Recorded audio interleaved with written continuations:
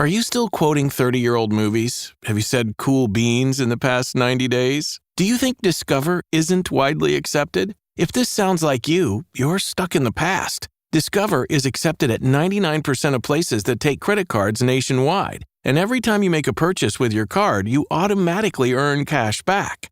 Welcome to the now. It pays to Discover. Learn more at discover.com/credit card, based on the February 2024 Nielsen report. Today on CityCast DC, it's our Friday news roundup, and we're talking about DC's controversial new curfew. We're talking about the first federal cabinet agency moving out of town in the Trump era. And we're talking about two very different and very crazy stories involving misbehaving drivers.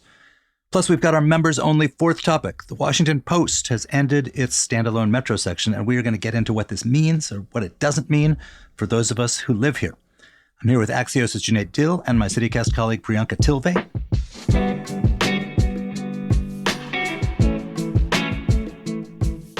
Today is Friday, June 27th. I'm Michael Schaefer, and here's what DC's talking about.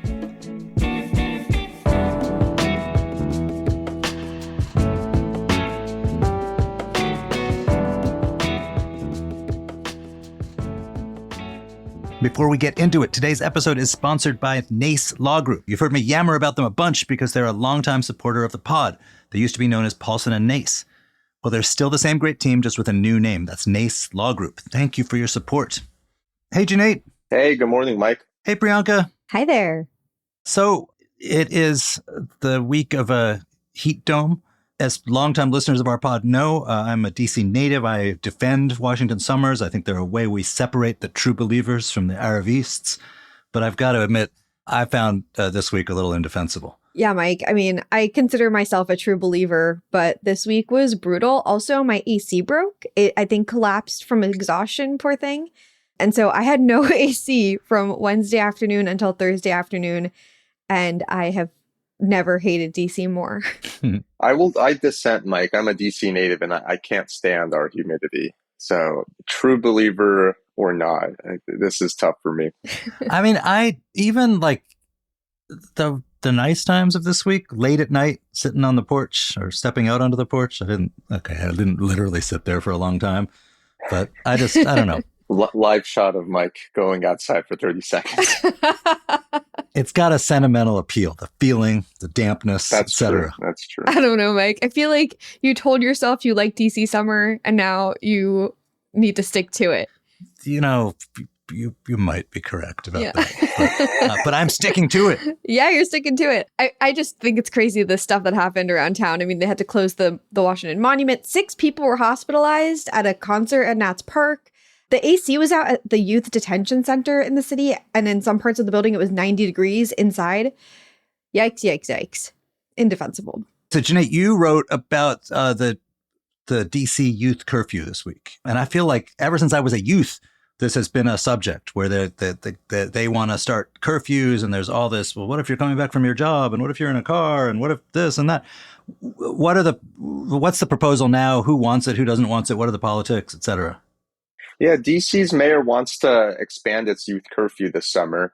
So, the city officials are saying that there are these large gatherings of juveniles who are increasingly getting rowdy, and some of these incidents are leading to arrests, including in downtown and at the wharf. Can you dig into that a little bit more? Like, I read about especially the wharf one. Like, they made it sound like it was this like sprawling mass of teens coming from everywhere. Like, what did that actually look like? Is it really as dire as they say? The description was, again, like hordes of like people, I guess, under 18, like teenagers just, going around the wharf. But is that illegal to go around the wharf?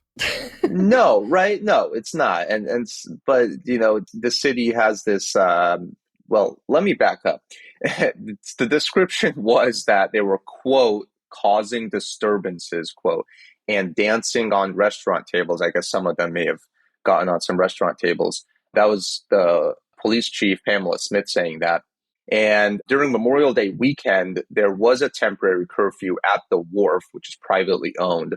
And it required that anyone under 18 be with an adult 21 years or older between 5 p.m. and 5 a.m., which is like way earlier of a curfew than the city one. Yeah. But wait. The wharf, yeah, like you say, I mean, it sort of masquerades as a big piece of public space, but it is private property. So Yeah. they, as the owners of private property, they have the right to kick your ass out if you're not spending enough money, or if they don't, like your look or whatever. Like everywhere else in DC, there's certain things they can't discriminate against. But it is not, you could hold up a sign that they don't like and they could say, beat it, in a way that they couldn't if you were on a public street. So why does the city have to legislate about the wharf? Not the wharf. So let's put the wharf to a side. That was a temporary thing they did over Memorial Day weekend. But now, staying on the same theme, they're seeing these incidents in downtown, on U Street, other places. And Bowser is proposing now to expand the curfew to people 17 years old and younger. Currently, it only applies to 16-year-olds and under. And it would start an hour earlier at 11 p.m. every day in July and August. And that's earlier than the midnight summer curfew right now. And she's going even further because she wants this, quote, extended juvenile curfew zone opportunity where the police chief could exercise her right to begin curfews at 7 p.m. 7 p.m. Yeah, very early, and last 15 consecutive days or up to 30 days based on public safety considerations. So if this emergency law passes, and the DC Council will take it up on Tuesday, these are the new curfew tools available to the city. Can I just, I'm sorry to harp on this, but so these kids danced on tables, which, if you were the owner of the restaurant, that's actually pretty annoying. Were they robbing people? Were they physically threatening people? Were they physically threatening one another? Like, what? I get exuberance, and if you're a business that depends on other people having a nice experience, it could be really rotten. But what is the bad behavior that's going on here? So this is what the police chief said about the wharf incident. Quote, "We've seen groups of juveniles causing disturbances, damaging property, jumping on tables in restaurants, causing frays and fighting in public spaces, and even engaging in violent behavior. I will say it is all unacceptable, and we will not tolerate this kind of conduct or behavior." That's what the police chief said. Bowser has said, most people are not doing these kinds of things. Young people are socializing and just having a chill summer. But she does say, quote, "Some of them are breaking the law, and others of them are doing menacing behaviors and activities around the city." That's what Mayor Bowser said recently. How does she propose to not have this curfew be enforced in like discriminatory racial profiling kind of ways? Right. Because is it a thing that like white kids driving around in their parents' Volvos are going to be fine, but a group of black kids on the street being just as like boisterous and teenage are going to get in trouble? She hasn't addressed that, and I suspect the council will have to wrestle with that question. And that's why we do have the system where the mayor can't just, spawn a law by herself. I believe this would need 9 votes on the council, which is 2 more than usual. It's a 13-member council, so you would need a bigger majority for this emergency law to pass. So it might be a tough sell at the council on Tuesday for that reason. I guess I'm curious about if this is a good use of like police effort, police time. I feel like all of the studies I've ever read in my life, including like there was a Washington Post piece about this recently where they interviewed someone who specializes in crime and criminal justice. Everyone always says that these curfews are a really popular policy sell, but then there's no evidence that they actually work. And like there's some evidence that they're counterproductive. We also interviewed like violence interruption expert Thomas Abt a while ago. And he also said that it's better for police to spend their time on and their limited resources on solving like more crimes, focusing on the small group of people that actually cause violence or cause danger in a city rather than these kinds of like broad policies that just like a curfew that just affects everyone of a certain demographic.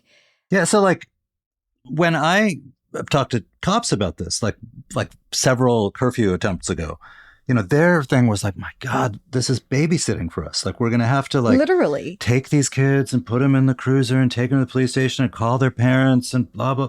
And have they, in this particular legislation, has there been any talk about the mechanics of it? Like, does it apply to kids in cars? Does it apply when the kids are apprehended after curfew? Are they supposed to be taken into custody? Are they given a ticket? Like what? There's a lot of possibilities here, but almost all of them involve tying up the resources or tying up the time of law enforcement people who probably have better things to do. True. I don't know what happens if a bunch of officers come across young-looking people on U Street, and it's like, I don't know, a dozen of them or 50 of them, and it's like midnight, and this thing's in effect. What do those officers do? Like, do they have to tell them, okay, get on the metro, go home? Or what if they don't want to? Or what if they just move somewhere else? Like, what is the level of follow-through these officers would have to do now all of a sudden? And at a time when the police force is the lowest it's been, I believe, in at least 2 decades. I mean, I don't have answers, truthfully, to most of those questions. I don't know if the council is asking it yet either. Yeah, and yet they may vote on Tuesday. Yeah, it's around the corner. They'll vote. I mean, they look like, to be fair, the council has a lot going on right now. There's the budget, there's an RFK Stadium deal, there are other things. Now this is on their plate as well. So we'll get a better sense Monday when the council chairman has a press conference. We're expecting to hear what he thinks about this proposal.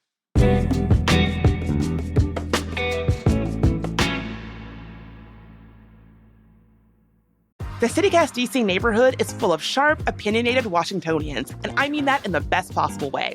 Seriously, at every live taping, somebody always comes up to share a hot take on an episode or the latest DC drama. And honestly, that is one of the best parts of doing the show. So we're teaming up with a new platform called Backroom to help keep those conversations going, and maybe even turn them into real solutions. Backroom brings people together in focused discussion rooms to talk through local issues, exchange ideas, and work towards shared takeaways. It uses AI to support the conversation, not by steering it or adding content, but by helping participants express themselves clearly and cutting through the noise that so often gets in the way of progress. Then, based entirely on the ideas and arguments shared in the room, Backroom proposes a clear, actionable solution that reflects the group's collective thinking. If you've ever wanted to go deeper after a CityCast DC episode, this is the place to do it. Help shape solutions for your block, your neighborhood, your city. Head to the link in the show notes to join the pilot or hop on the waitlist. Backroom, a platform for problem solvers. DC cares about being green, but it feels like there is always something new to learn. How do I know what can and can't go in the recycling? And how do I collect compost without it stinking up my whole house? The list goes on. Thankfully, Paint Care makes responsibly recycling your leftover paint easy. Paint Care has 3 simple rules for painting smarter and reducing waste. 1, buy the right amount of paint for the job. 2, use up what's left. And 3, recycle the rest. To learn more or find a paint drop-off site near you, visit paintcare.org/3simplerules. That's paintcare.org/3 simple rules. So another thing they're going to have to respond to, or the city officialdom is going to have to respond to, is this week, quite abruptly, the Department of Housing and Urban Development announced it's leaving the urban center and moving to the suburbs. They're in this like brutalist building. It's kind of sleek and has curves and is in apparently terrible shape. And they've identified a office building in Alexandria, which currently houses the National Science Foundation, who were surprised to learn that they were about to be evicted. Yeah, they're just kicking them out? Yes. And leaving aside what this means for like this federal agency and its employees, this is also a both big sort of challenge / opportunity for the district. The challenge is, I mean, they've forecast that 40,000 jobs are going to go away. This is about 2,700, if I recall correctly. Yeah, that sounds right. Moving to Virginia. Now, a certain number of those people already live in the suburbs. And so the only thing DC loses, since it doesn't have a commuter tax, is like whatever they would spend at lunch. But, that's a lot of people. It's a lot of activity. But it's also a part of DC, just south of the mall, that has been pretty grim and lifeless, and where the Bowser administration before this was already talking about we need to do major things to the real estate to like reconnect the sort of core of Washington to like down where the wharf is. And you've now got this empty building with, it's historic, but I'm not sure how binding whether it can't be messed with. I'm not sure who would possibly want it, but it's this sort of constellation of things. The city's deputy mayor for planning and economic development has sort of begged the Trump administration, please work with us on these relocations so that we can actually plan and take advantage and it'd be good for the city. I have a feeling that ain't going to happen because the Trump administration doesn't even work with the Trump administration on this, since its own National Science Foundation was unaware of this move. But that's the sort of big picture context. And it's sort of a fascinating, terrifying for the city, but also fascinating in its opportunity moment. Yeah, I think this is a real pivotal moment for the city. I'm curious to see how they're going to respond, because the HUD building is ugly. It's falling apart. It's crumbling. And I think it's unsurprising that the national government, the federal government, does allow some of its headquarter buildings to fall into disarray like this, and then the city can't really do anything about it. So this is a chance to take an ugly, crumbling site and convert it into something potentially better. But also, that's going to be very expensive. And I don't know where that money is supposed to come from. All right. I mean, I suspect the cheapest thing to do is just knock it down. Now, it is, for better or worse, it's considered a classic building. It's a brutalist building by Marcel Breuer. Unlike a lot of the, I am not a stylish defender of brutalism. I think it's hideous. But that one, it has these kind of cool curves. I guess without knowing anything about the floor plan, it's the kind of thing that it wouldn't be weird if it was a hotel. Yeah, I can see that. Although I think the cost of converting it would be many times more than the cost of knocking it down and building a hotel.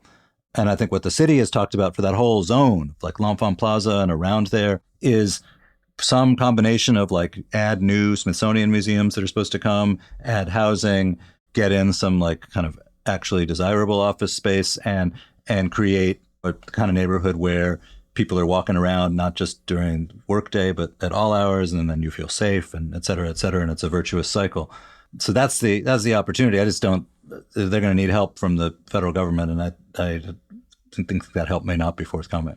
Yeah, I mean, I know that the Smithsonians that are on deck are the Latino History Museum and the Women's History Museum. Mm-hmm. And I think it would be a huge win for the city. And also, I'm very curious about what Trump would think if they knocked down the HUD building because he forced them to relocate, and instead some diversity-focused museums end up in their place. I mean, look, those museums are legally mandated. They have to come. And it's weird. Trump, the real estate developer, in theory, you could see a real estate developer. They don't care if the pedestrians are going to this kind of museum or that kind of museum, so long as they're walking around and spending money.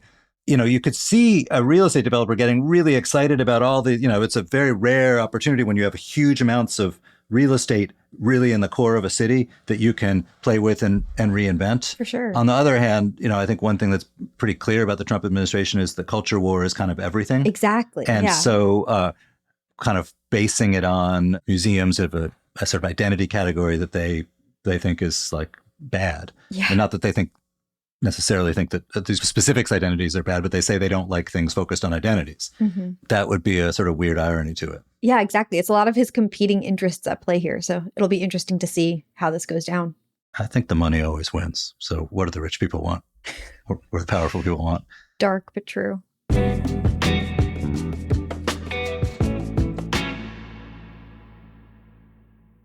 Test, check 1, 2. You know you need unique New York. You know you need unique New York. Does that sound all right? Ah, that's better. You can always tell something's missing when you get isolated results. Like AI that's only right for one of your systems. Get AI that can work across your data and applications. Learn more at IBM.com. The AI built for business. IBM. This episode is brought to you by Nespresso and Samra Origins by the Weekend Coffee Collection. Introducing Samra Origins. My collaboration with Nespresso is a connection to my roots, to my mother, Samra. Coffee that hits the right notes. It transports you. Crafted with unique notes and bold, soaring flavors. Experience a taste that moves you. Nespresso and Samra Origins. Discover more at Nespresso.com. All right. So, Priyanka, you were obsessed this week with a bad automotive behavior story, and so was I. And they were pretty different. Yeah. But they both involved people with cars who got in a lot of trouble. You want to tell yours first, or should I tell mine? I'll go first. Okay. So the DC Attorney General sued 4 people for extreme reckless driving. One of them, the person who has the most tickets, her name's Ashley Kibler, accrued 414 unpaid tickets, owes the city $168,000 in fines. Ashley. What are you thinking? What was she? Has she commented? Has she? Or do Nope. they have anything No. in the documents about what did she ever make excuses? No, the documents are kind of boilerplate for each of these. I actually thought they were kind of funny to read. For each of these complaints, so the 4 complaints that I referred to, that they all started with like, so-and-so, like, Ashley Kibler is a threat to public safety. And then somewhere further down, it says, rather than pay the thousands of dollars in tickets she has amassed over the years, defendant Ashley Kibler has acted as if there are no consequences for her lawlessness. So they're kind of funny in that way, but they hadn't included any comment from the defendants. It's just a list of their violations, and the violations are ridiculous. Like 23 of Ashley's tickets were from her driving 30 miles per hour over the speed limit in DC. I don't even know where in the city you could get up to that level of speed in between all of the traffic lights we have. How does Ashley still have a license? Well, so that's the thing. Our laws in DC don't peg these kinds of traffic violations or like the lack of paying fines to a license. In 2018, the council voted that a license can't be taken away over outstanding fines, saying that that was discriminatory to the poor. And so instead, the new law that was passed in 2024, which is called the STEER Act, the Strengthening Traffic Enforcement Education and Responsibility Act, it passed in 2024. It basically tries to put teeth into the automatic enforcement system by targeting vehicle owners whenever a car is involved in bad behavior. So it creates this like point system, and then it targets vehicles rather than the drivers. And pretty soon they're supposed to be able to boot and tow those vehicles that have racked up too many tickets and fines. But yeah, that's how a lot of people up until now, because the DC government had no way of following up on drivers, especially from out of state, who had been doing this kind of nonsense. That's how people racked up all of these tickets and fines. If this is true about Ashley Kibler, 414 unpaid moving violations, including all of these multiple super high speed ones, like leaving aside, what she owes to the exchequer, she's a threat to fellow drivers. Oh my God, of course. If this is true. Yeah, she is. I mean, that's why they started the complaint with Ashley Kibler as a threat to public safety. I mean, it sounds dramatic and it's kind of kooky, especially since it's in every single one of these complaints, but it's definitely true. One of the other complainants has 21 incidents of running red lights.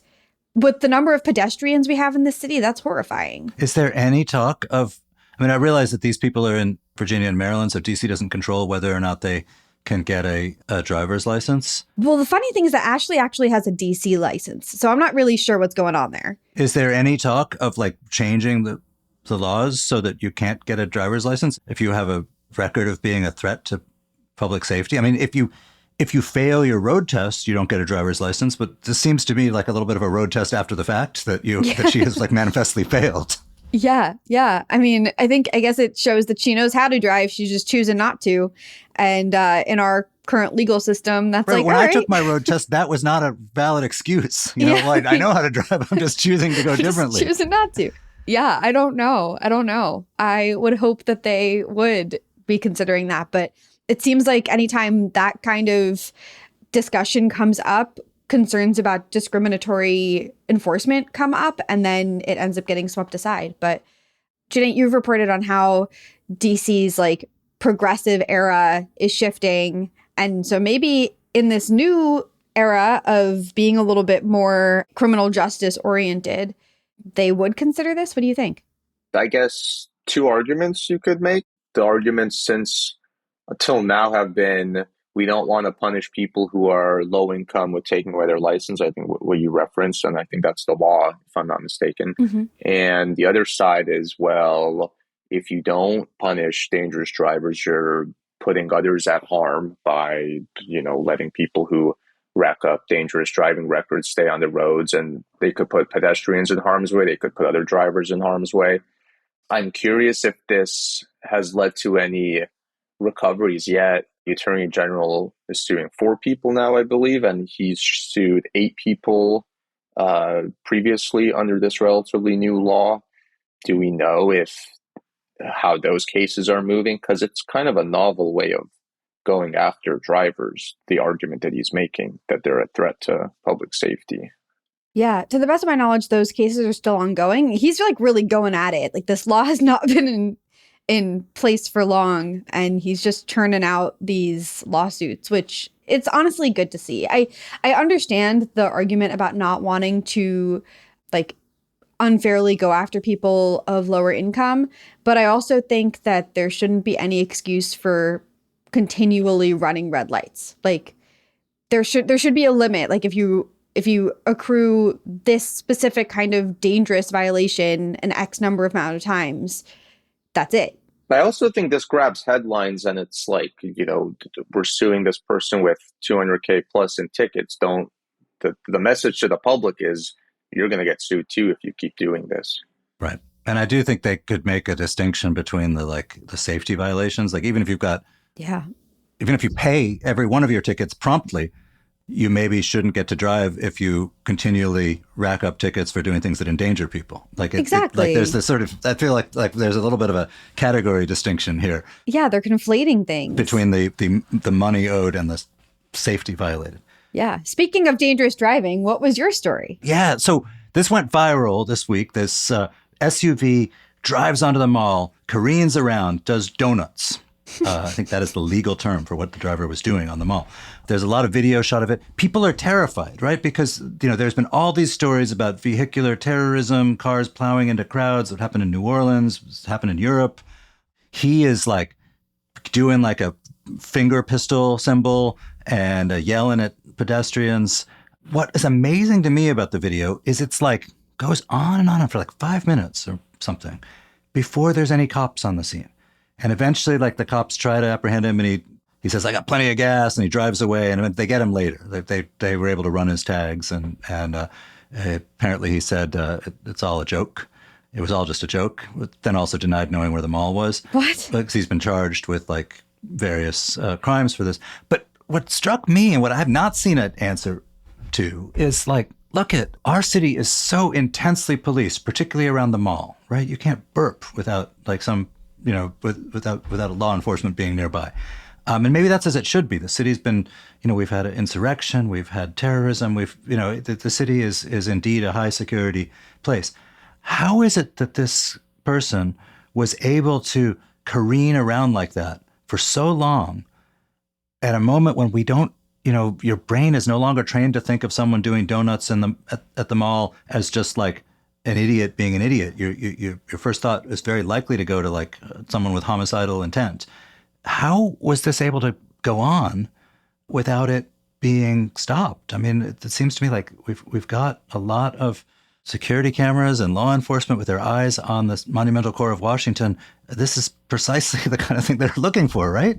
Yeah, I mean, it's kind of bizarre watching the video because it also seems like even once the police motorcycle is chasing this guy, it doesn't seem like it's doing so very efficiently. And I'm just it just comes across very inept. Yeah, it's very bizarre. They kind of seem like they got definitely off guard. But also, I was reading in the Washington Post, it described this mad scene of the park police, I believe, given they're the jurisdiction. But they're trying to clear people away from the area because of this car, and they can't stop the car, but they just want everyone to get out because I guess that's what they see. That's the most reasonable way of getting people out of harm's way quickly. Mm-hmm. I mean, it is kind of crazy. Do you send a police cruiser after this person who's on the mall all of a sudden? But yeah, I mean, it's totally crazy. And to think people lay on that grass all the time. I was there a couple of weeks ago. You can't even imagine something like that happening. And if a car driving on it, the driver probably won't even see people sort of in the grass sometimes. I mean, it's just nuts. Yeah, and it's scary because this guy was making a joke. But since he didn't have the intent to hurt people, I guess he was, while driving recklessly, also probably trying to avoid the masses. But it's scary to think that if someone did have negative intentions, True. It seems like they would have just been able to do it, which is really scary. Right. I'm also curious as to how many outstanding tickets he's got. Yes. All right, so listen, today, paid subscribers get a bonus fourth roundup chat about the Washington Post. We're going to talk about how it's changing its local coverage, or at least changing its print conveyance of local coverage. If you want to be sure to always get the full episode, become a member. Head to membership.citycast.fm and sign up. It's only $10 a month, and members get ad-free listening, exclusive members events, and an extra events newsletter every week. Again, that's membership.citycast.fm.